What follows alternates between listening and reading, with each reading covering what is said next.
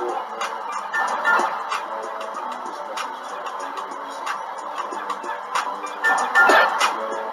Reggie, AI, all the quote-unquote guys who didn't have a father, and that's the way they turned out millionaires without a father, teach them how to be a father, whatever that man said.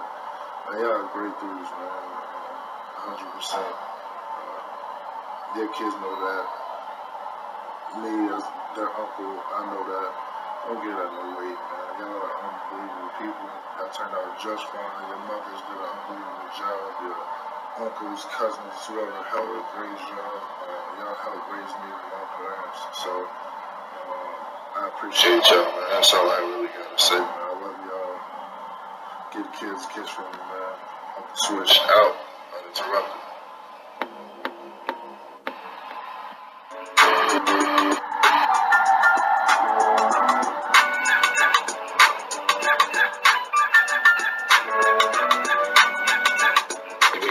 It's a different story, than what you hear after the fact. I never knew it was this much. I never knew I was, I don't know the hell that means, to be honest with you. So I never knew that, that never was kind of brought up. Anybody that you ask, assistant coaches, players, everybody asks, I'll tell you, sing a different tone when it comes to me and when it comes to kind of our mentality on that team. Another person Carl called out in his book was Kenyon Martin, who decided to unload on Twitter last night. Here's one of his tweets. I didn't have a father growing up. We all know that. What's George Karl's excuse for being a terrible person? Here's another one. Everyone that's played for that awful person and coach can't stand the ground he walks on. George Karl is selfish, unhappy, miserable, and a cowardly person. No wonder he's been fired every place he has coached. Stephen A., what do you make of the latest? So what you make of the latest is what I said yesterday in my final tape. It was betrayal on the part of George Karl. That hurts me to say that because I happen to believe he's a good coach because his record says so. But none of their emotions surprise me. It's very predictable what a guy like Kenyon Martin would do is going to say because Max, he's as real as it gets. Kenyon Martin ain't lying to anybody. He's not going to be a phony. He's as real and as authentic as it gets. He's going to look you in your face and tell you how he feels. And if George Karl is in front of his face, to be quite honest with you, I'll just be scared of what Kenyon Martin might decide to do to him, if I'm being totally honest with you. In the case of Carmelo Anthony was class personified and he didn't want to get into it. But trust you me, I've told you on many, many occasions, I've known Carmelo Anthony pretty much his entire career. I know this brother. We're pretty cool with one another. And I'm telling you right now, how cool he was yesterday, at some point in time, he's going to divulge a lot of things he feels about George Karl. He's just going to decide when that time is and who he's going to tell it to. But trust me, he will address it. I'll wait until the book officially comes out and George Karl goes on his tour.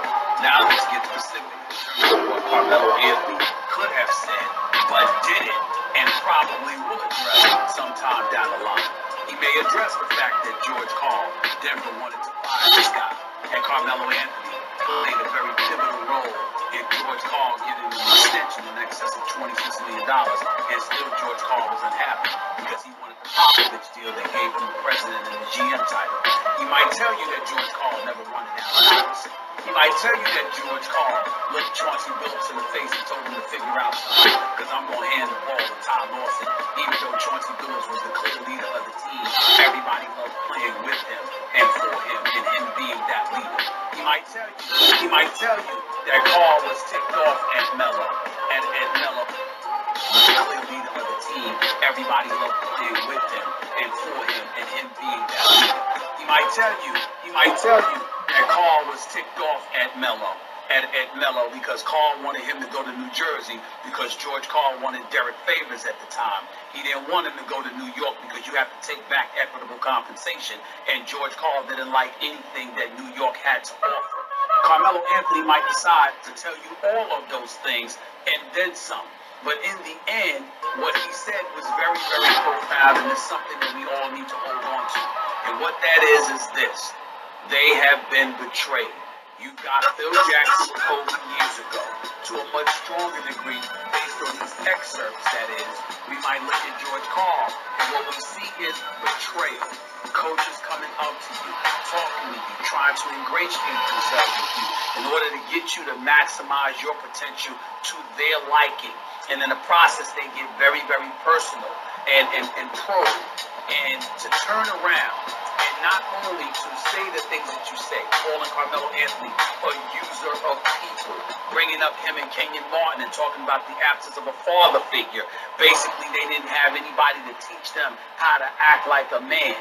But then you go and you write a book where you're literally generating revenue and profit for yourself based on your incendiary comments about them is as inexcusable as it gets. It's a violation of a code of ethics when it comes to coaches, and that is what you have to peel from this. This is some stuff, it's pretty close to unforgivable what George Karl did, and I hate to say it because I've always liked the man. I'm incredibly disappointed that he would engage in this kind of betrayal towards former players. It's totally understandable that Kenyon Martin is very angry, and it's fun to hear him express that anger. I think Carmelo looks a little better today for keeping it classy, basically, right? For not responding, for taking the high road. It makes George Karl actually look worse in comparison to Carmelo.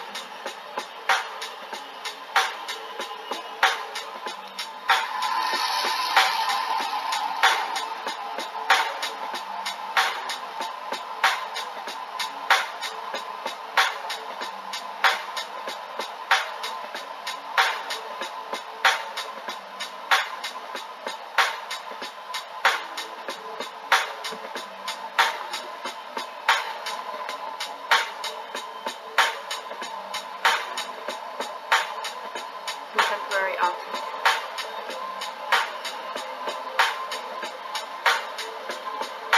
What I look most forward to in terms of collaborating with Becky is another approach to art. Today means they are going to be doing something entirely new. I think that it's going to be very exciting.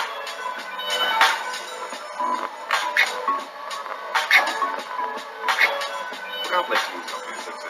The Sacramento Kings might be the first franchise in sports. The squad has the second longest playoff drought in the NBA with the team last appearance made in 2006, and one of the best players described in the franchise as being basketball hell.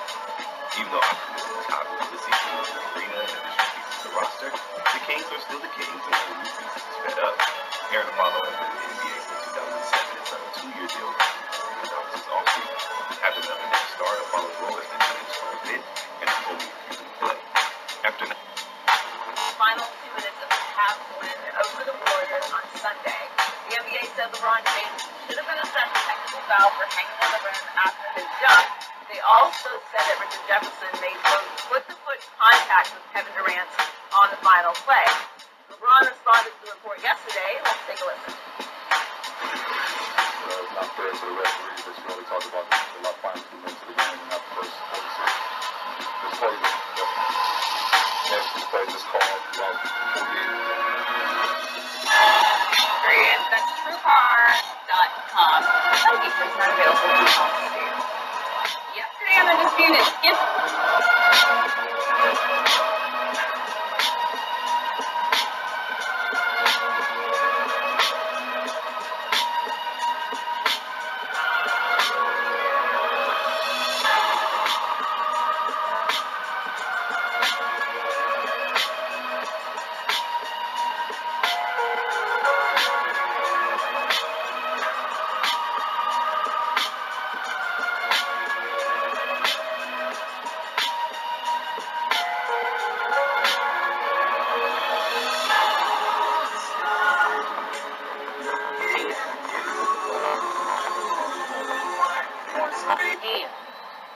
To me, the question is will and when. And the answer is in about 4 months when this Cavs team wins another title. That'll be the resume that you can stack up next to Michael's to be the greatest basketball player ever. I hear what Skip says, and I totally get. For Skip and a lot of people, this story ended. You could put a big X through it in those 2011 finals. That was nail in LeBron's coffin for a lot of guys as the greatest player ever. In that moment, if you were to ask someone, what would LeBron have to do to recover from it? The answer would be, well, at a minimum, like the greatest 5-year stretch in the history of the sport. And since he walked off the court against the Dallas Mavericks, what LeBron has done is put together the greatest 5-year stretch in the history of the sport. Since then, everything since Russell Celtics, in 5 years, who's been to the most finals ever? Oh, it's LeBron. In 5 years, who has the most finals MVPs ever in a 5-year stretch? LeBron's tied for the most. In a 5-year stretch, who has the most titles ever? Oh, LeBron's tied for the most. Since he walked off the court against the Mavericks, he's been the single best player in every NBA Finals. No other player in league history has done that 5 times in a row. And now you add one other piece. If you were to ask people after he walked off the court against the Mavericks, what would LeBron have to do? You would say, well, he's going to have to beat every relevant contender. Kevin Durant, gone, Oklahoma City dispensed. San Antonio, gone, San Antonio dispensed. Golden State, a 73-win juggernaut, dispatched. If he is not en route with one more ring to passing Michael, then the answer is you're going to have said he's not allowed to pass Michael. He never can pass Michael, and that can't be the answer. Well, I don't think that's the answer, but there's a couple players I'd like to discuss before I even get on to Michael Jeffrey Jordan. The golfer ball. Who happens to be the greatest, one of the greatest athletes, the greatest basketball player. Number one. So you're already saying that LeBron has had a better career than Tim Duncan. Yes. Okay, so you're saying that LeBron has already had a better career than Kobe Bryant. Than Kobe? Of course. Okay, so he's automatically, it's just him and Jordan. Yeah. As far as the greatest players ever. It's just make an argument for Magic, and the centers are tough. Like Wilt, Russell, Kareem, you always have to put them in their own box because those guys are tough to evaluate. Okay, but you did say Magic. Yeah. So right now you're saying not the centers, the other players, Michael Jordan, Magic, and then LeBron. Right now I would say Michael, LeBron, Magic. You can jumble that however you'd like, but he beats this Warriors team, the most talented team ever, which he'll do in a few months. Then yeah, that's the greatest player you've ever seen. It is the greatest player, and the idea, Kobe Bryant's one of the 10 best basketball players ever. But the gap between Kobe and LeBron is bigger than the gap between Kobe and Steve Nash. I mean, it's not, like, Kobe's great. He ain't on this level, in scoring, in passing, in percentages, in anything. Right, just in the championship. Because a lot of people, they judge it still on the championships in scoring. Yeah, but if we're going to, the championship one's tough, because nobody's going to say Robert Horry's the greatest player ever. And no, because he was a role player compared to being a star on this team. Right, and Kobe was a role player for his first championship. If we have to move it like this, how many titles have you been the best player on? The answer for LeBron is 3, for Kobe is 2. Like, okay. Plus LeBron shoots higher percentage. I don't even think LeBron and Kobe, to me, I think that discussion ended about 3 years ago. Right, so now, first of all, we can all agree that LeBron is not Michael Jordan, right? Not yet. Okay, so how does he pass him? Because typically there's a pecking order. I'm behind him.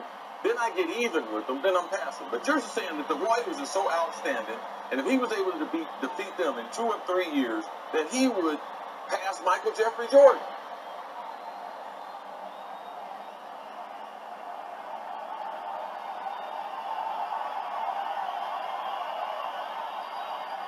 Every year, we don't give LeBron the MVP.